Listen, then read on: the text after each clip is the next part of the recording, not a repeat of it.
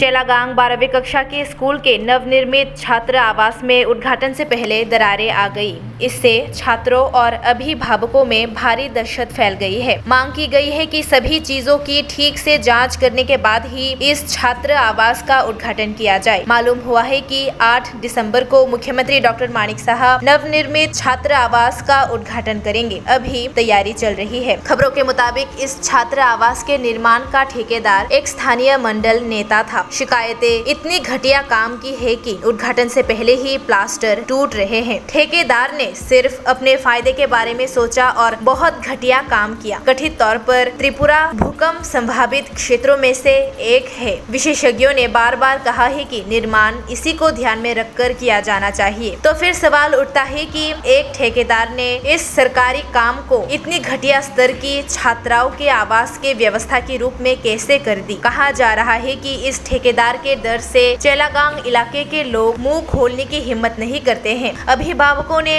आशंका व्यक्त की है कि यदि नवनिर्मित छात्र आवास के निर्माण में आ रही खामियों को दूर नहीं किया गया तो भविष्य में इसका नुकसान यहाँ रहने वाले छात्रों को उठाना पड़ सकता है।